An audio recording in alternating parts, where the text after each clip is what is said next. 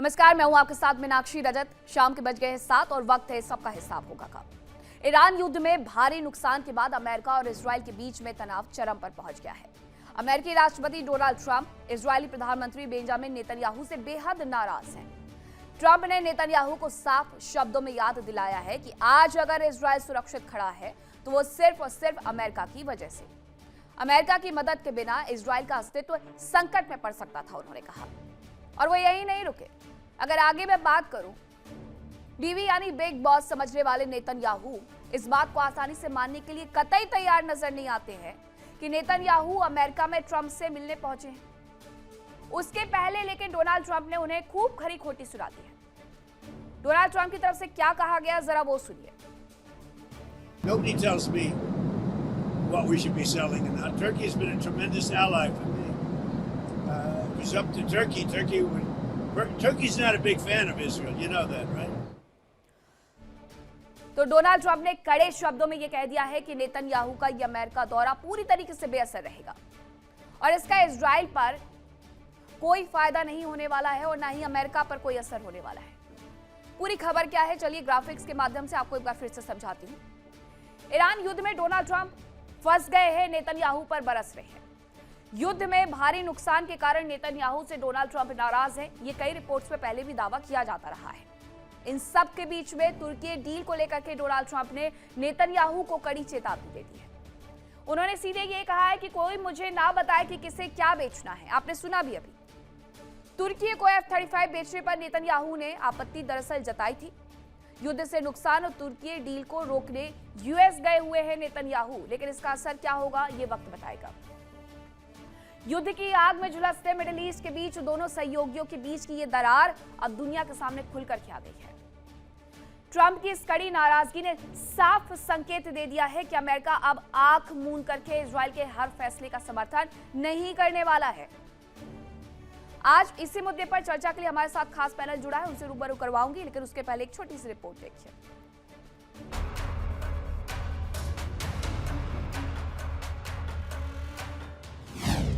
Trump की फटकार, Netanyahu का अमेरिका दौरा बेकार।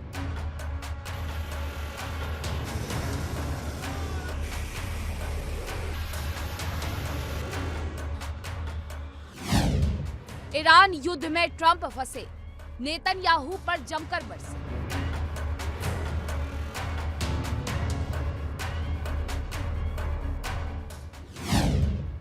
तुर्की को अमेरिका F-35 बेचेगा, युद्ध नहीं रुकेगा।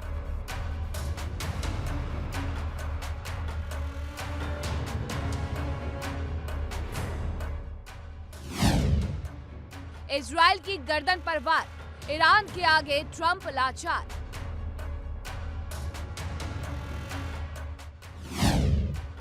नेतन्याहू गिड़गिड़ाया, ट्रंप ने एहसान याद दिलाया।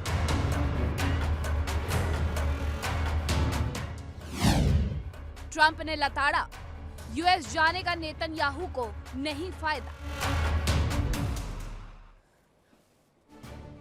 अब चर्चा की शुरुआत करूं, लेकिन उसके पहले बड़ा सवाल यह है कि क्या ईरान युद्ध की तबाही से घिरे ट्रंप ने नेतन्याहू को फटकार लगाते हुए तुर्की से F-35 डील करके अपनी साख बचाने की कोशिश की है?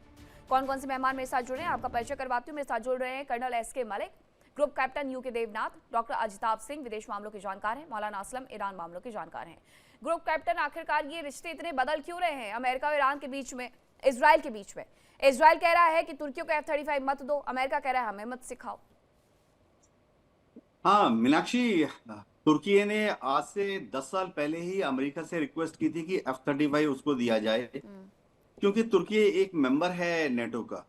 तुर्की के अलावा नेटो के जितने दूसरे मेंबर कंट्रीज हैं सबको अमेरिका ने F-35 दिए हैं। दुनिया भर में 1000 से ज्यादा F-35 अलग अलग देशों की एयरफोर्स में उड़ रहे हैं। लेकिन शायद अमेरिका को ये डर था इजराइल के सिखाने पर ही कि ऐसा ना हो कि भविष्य में कभी तुर्की इन F-35 का इस्तेमाल इजराइल के खिलाफ कर ले। तो अब अमेरिका अगर तुर्की को ये F-35 देता है तो कॉन्ट्रैक्ट में निहित बात है, एक बहुत अच्छी शर्त होगी अमेरिका और इजराइल के पॉइंट ऑफ व्यू से कि तुर्की कभी भी इन F-35 का इस्तेमाल इजराइल के खिलाफ नहीं करेगा। एक और एंगल है मीनाक्षी, देखो तुर्की तो अपना 5th जनरेशन स्टेल्थ फाइटर विमान बना चुका है, कान फाइटर विमान। और अमेरिका को लग रहा था कि ऐसा ना हो कि कान फाइटर विमान जो कि तुर्की ने बनाया है 5th जनरेशन का है, वो इतना ज्यादा सक्सेसफुल हो जाए कि दुनिया में एटलीस्ट मुस्लिम देशों में या अरब देशों में अमेरिका का F-35 प्रोजेक्ट खा जाए। तो इसीलिए अब वो डोनाल्ड ट्रंप F-35 तुर्की को देकर ये पेशकश कर रहे हैं कि कान प्रोजेक्ट जो है तुर्की जो है उसको ठंडे बस्ते में डाल दे। देखो शुरुआती दौर में अमेरिका ने F-35 जब नहीं दिया था, 2018 की बात है, तो तुर्की दौड़ के चला गया था रशिया के पास। उसने रशिया से S-400 ले लिए, कहा कि ठीक है अमेरिका अगर पेट्रियट नहीं देता है, हार्ड नहीं देता है, तो हम रशिया से S-400 खरीद ले देंगे।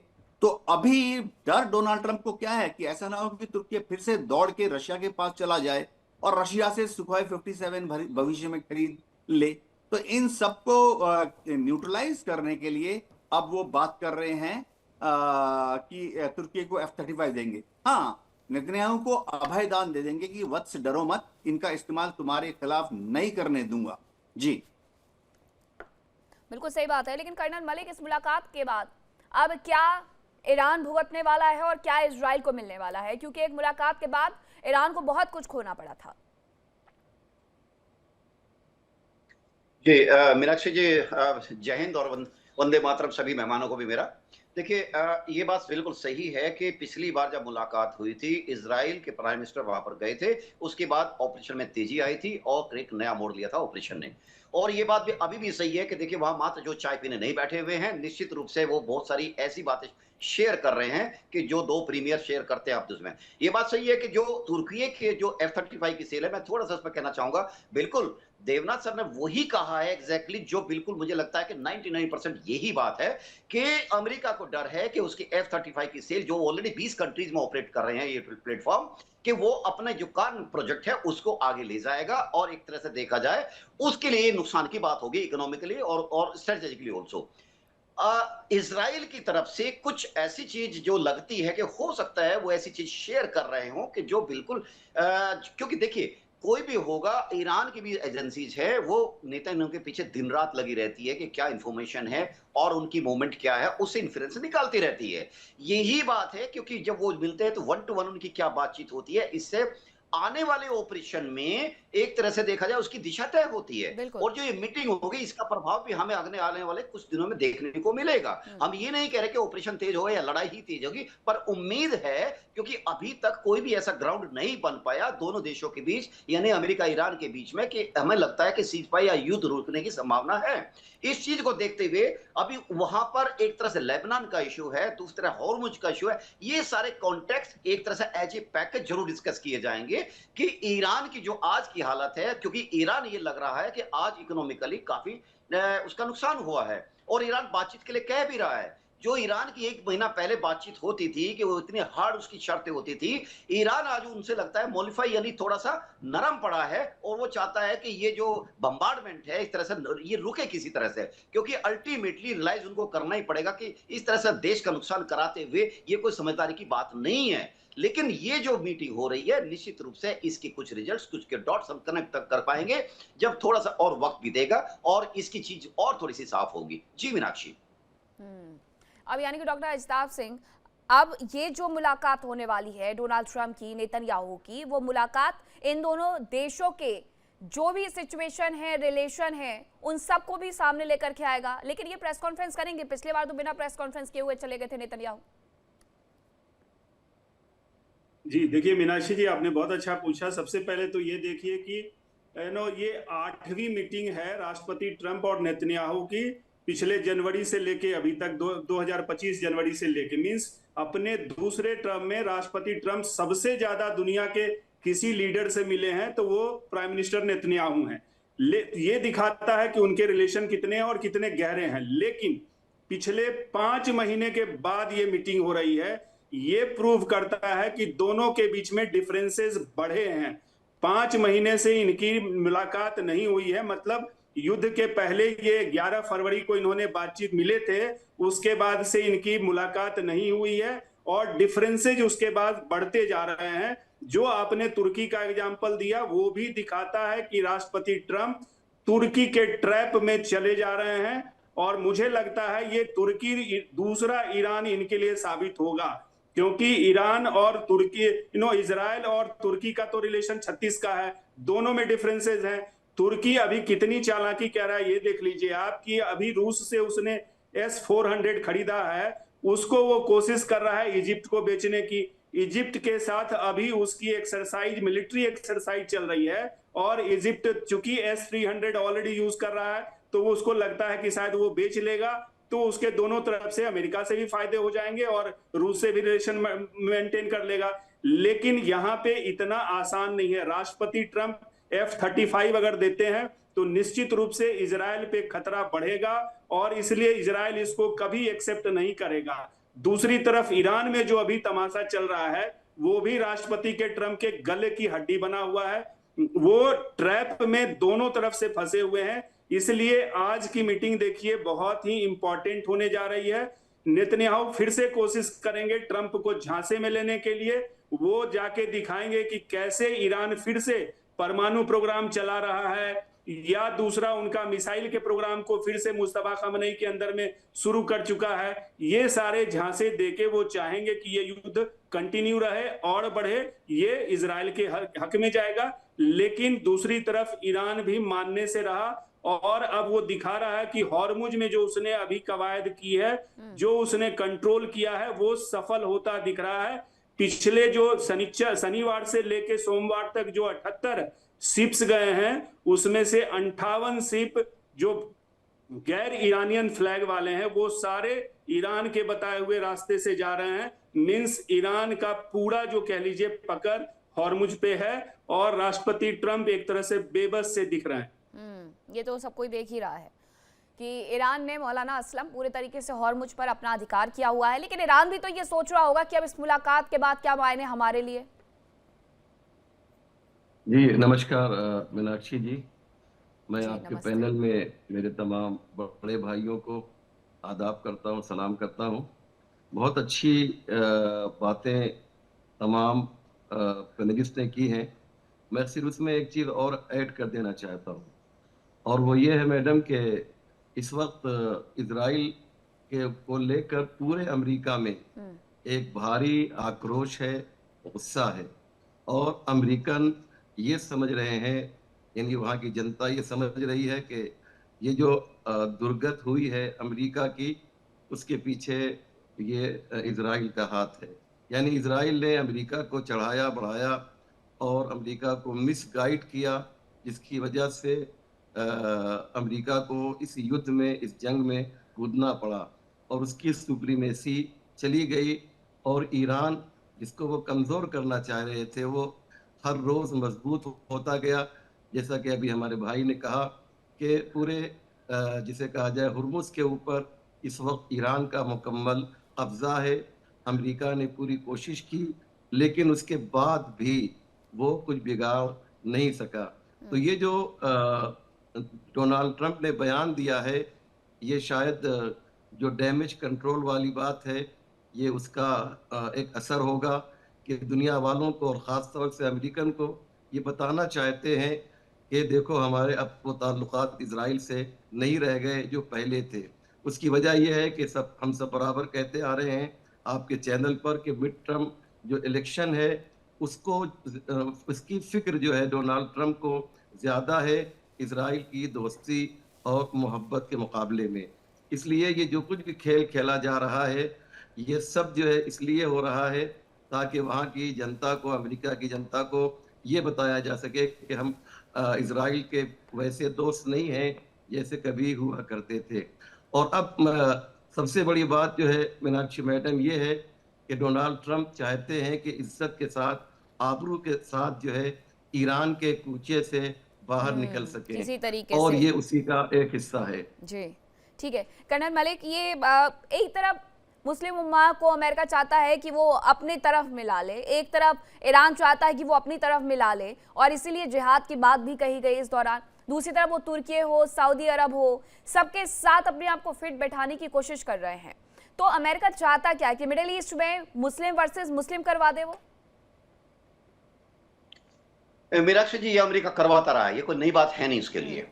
ये उसका उठा के सीरिया का केस देख लीजिए, इराक का केस देख लीजिए, उसमें वो चाहता है कि वो लोकल जो कंट्रीज है वो उसमें इन्वॉल्व हो जाएं और उनको इन्वॉल्व होने के बाद वो खुद बाहर हो जाए। एक एग्जाम्पल और बताता हूं, अफगानिस्तान में विड्रॉल से पहले उन्होंने भारत को कितना कन्विंस करने की कोशिश करी कि आप अपनी फोर्स कीजिए, शांति सेना का नया नाम देकर उन्होंने कहा कि आप आइए यहाँ पर, आप जो आपके कंस्ट्रक्शन वर्क है आप उनको कंटिन्यू कीजिए, उसके साथ अपनी फोर्स भेजिए। लेकिन भारत समझता था उसकी चाल को, लेकिन अल्टीमेटली वो भागना था और वो इसलिए भाग गए, लेकिन भारत को फंसा देते। यही बात वो करता है कि वहां पर जो लोकल जो दूसरे वहां के स्थानीय दूसरे कंट्रीज है छोटे छोटे, उनको उलझा के वो निकल जाएगा। लेकिन क्या हो रहा है कि 3 नवंबर की डेट वो है, 3 नवंबर की डेट से मीनाक्षी जी वो एक डिफीटेड फेस अमेरिका को नहीं दिखा सकते, मजबूरी है उनकी। और मजबूरी ये है कि उनको 2 साल में और भी डिसीजन लेने हैं, बहुत सारे क्रिटिकल, अमेरिका बहुत वृहद कंट्री है और जब वो लेंगे तो उनकी अपनी पोजीशन को, उनको ग्राउंड को बनाए रखना है। तो क्या वो एक हारे हुए ट्रंप के रूप में जाएंगे 3 नवंबर को अपने देश के अंदर? नहीं जाएंगे।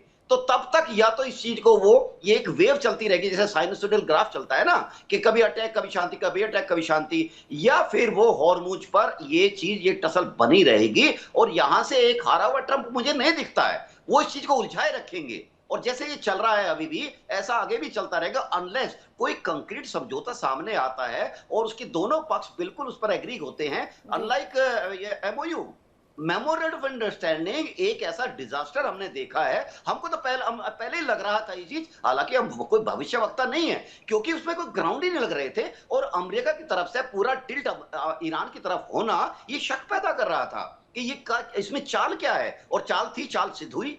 यही बात अभी भी है कि जो अभी इस मीटिंग के बाद जो भी आएगा, जो भी सामने आएगा, मेरे ख्याल से उसका फार रीचिंग इफेक्ट होएगा इस ऑपरेशन के फ्यूचर के ऊपर। और रही बात यह है कि अमेरिका, क्या देखिए, आज अमेरिका के पास दोस्त नहीं है, तो इजराइल को नहीं खोएगा वो। हमें लगता है कि वो इजराइल को डांट रहा है, ये कर रहा है, जो कर रहा है, लेकिन ये काम उसने पहले भी किया है। बात मानिए, अमेरिका की मजबूरी, इजराइल है एक प्लेग्राउंड है, एक स्ट्रेटेजिकल प्लेग्राउंड उसके लिए है, वो नहीं छोड़ेगा उसको। अच्छा, रही बात ऐसा... ये कि अभी जी जी जी जी जी प्लीज सर। नहीं छोड़ेगा। हाँ, बिल्कुल नहीं छोड़ सकता, क्योंकि अफोर्ड ही नहीं कर सकता। मैं कह सकता हूं अफोर्ड नहीं तो कर अब सकता क्या है, इजराइल को अमेरिका। मनाने के लिए ग्रुप कैप्टन देवनाथ ये कुछ कंपनसेट करेंगे कि ठीक है, हम वहां F-35 दे रहे हैं, आपको भी बहुत सारे हथियारों की आवश्यकता है, तो हम आपके युद्ध के लिए और मदद कर देते हैं, कंपनसेट तो नहीं कर देंगे इस बहाने? मीनाक्षी जी, अमेरिका का रुख बहुत क्लियर है। वो चाहता है कि अर्दोगान जो हैं वो ईरान पर कोई इस तरह का दबाव ना डालें जिससे कि यह युद्ध और ज्यादा अमेरिका के लिए विपरीत दिशा में चला जाए।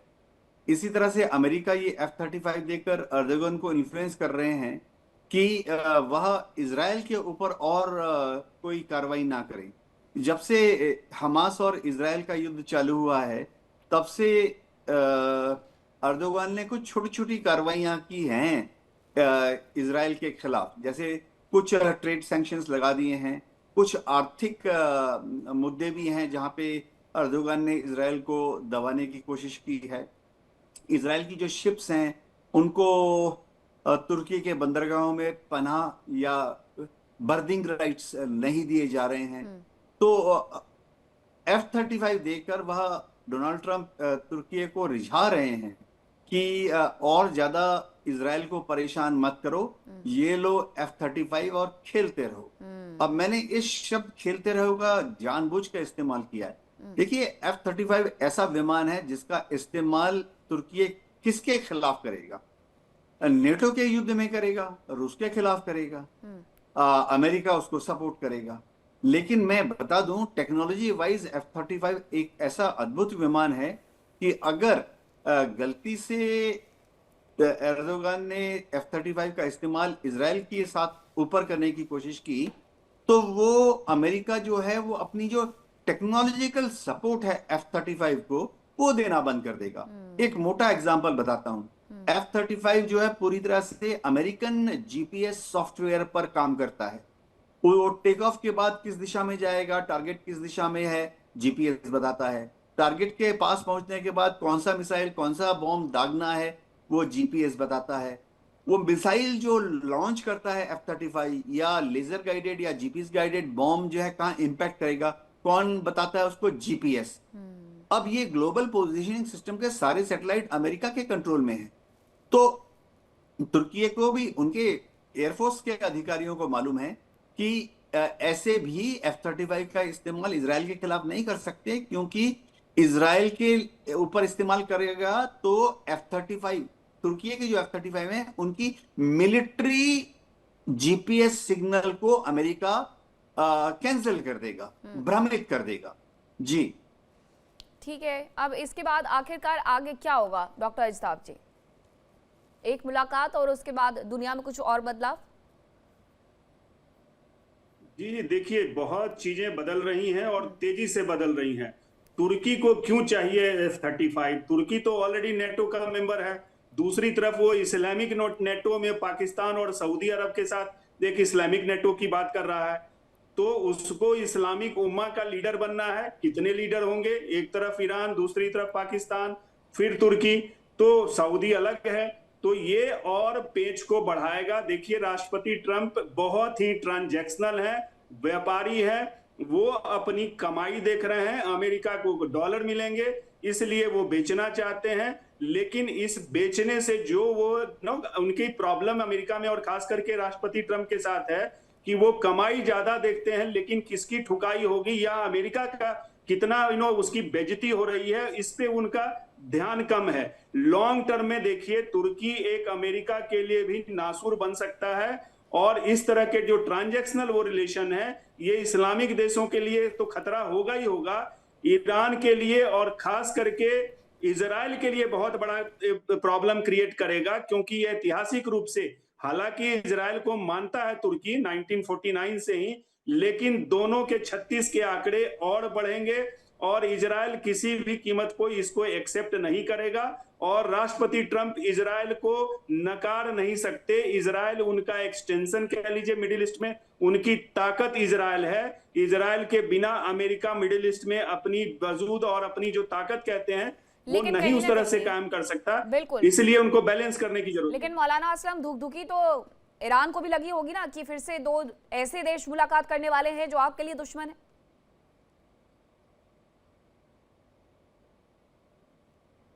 अनम्यूट करिएगा जी। आपने बिल्कुल सही कहा मीनाक्षी मैडम कि इस वक्त मैं ईरान के चैनल्स को देख रहा हूं कंटिन्यू, तो वहां पर इसको लेकर आपस में बात हो रही है। तो जो ज्यादातर जो पैनलिस्ट हैं वो यही कह रहे हैं कि इससे कोई ख़ास रिजल्ट निकलने वाला नहीं है, और ये बात ईरानियों को भी मालूम है कि इस वक्त इजराइल खुद ईरान से काफ़ी डरा हुआ है। आपने देखा कि लास्ट जंग जो हुई है उसमें इजराइल काफ़ी खामोश था, उसकी तरफ से कोई रिएक्शन हमने जंग में ईरान के अगेंस्ट नहीं देखा। हाँ, उसने हमास के ऊपर और हिजबुल्लाह के ऊपर यकीनन हमला किया है, लेकिन ईरान के मामले में वो खामोश नज़र आया है, जो इस बात की दलील है कि इस वक्त ईरान का पलड़ा जो है इजराइल के मुकाबले में थोड़ा सा मुझे भारी लग रहा है, और उसका फ़ायदा ईरान उठाएगा। और यही वजह है कि ये जो मुलाकात हो रही है, इससे शायद ये लोग अपना मनोबल को मजबूत करना चाहते हैं, ताकि जो है वो जो पूरी दुनिया में जगहसाई हुई है और इनका जो नाम ख़राब हुआ है, जो सुप्रीमेसी इनकी ख़त्म हुई है, उसको बरकरार रखें। लेकिन मेरा ख्याल ये है कि ये जो आप इंशाअल्लाह तो 3 दिन में खुद देखिएगा कि ये जब इनके जाने के वापसी के बाद कोई रिजल्ट आपको इस मीटिंग का नज़र नहीं आएगा। ये बात ईरान में भी कही जा रही है। ठीक है, अब देखते हैं कि आखिरकार आगे क्या होता है। बहुत धन्यवाद आप सभी का मेरे साथ जुड़ने के लिए। वक्त इतने की इजाजत देता है, रुक रहे हैं थोड़े से ब्रेक के लिए। देखिए इंडिया डेली 24/7 अब आपके स्मार्ट टीवी पर। इंडिया डेली मौजूद है सभी डिजिटल प्लेटफॉर्म पर लाइव और लगातार। इंडिया डेली 24/7 हर दिन राष्ट्र को समर्पित।